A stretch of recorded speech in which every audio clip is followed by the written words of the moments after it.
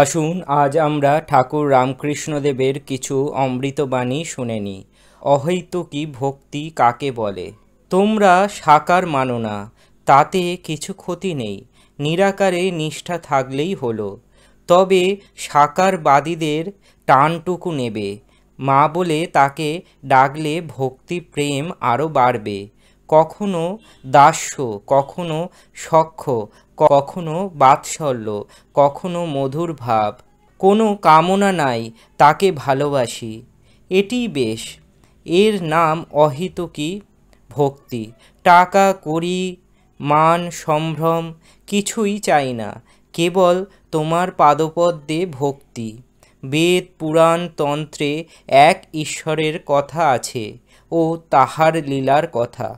জ্ঞান ভক্তি দুই আছে, সংসারে দাসীর মতো থাকবে। দাসী সব কাজ করে, কিন্তু দেশে মন পড়ে থাকে। মনিবের ছেলেদের মানুষ করে, বলে আমার হরি আমার রাম, কিন্তু জানে ছেলে আমার নয়। তোমরা যে নির্জনে সাধন করছো এ খুব ভালো, তার কৃপা হবে। জনক রাজা নির্জনে কত সাধন করেছিলেন, সাধন করলে তবে তো সংসারে নির্লিপ্ত হওয়া যায়। বাণীটি গ্রহণ করেছি কুইজ অন কথামৃত গ্রন্থটির থেকে, যা উদ্বোধন কার্যালয় থেকে প্রকাশিত হয়।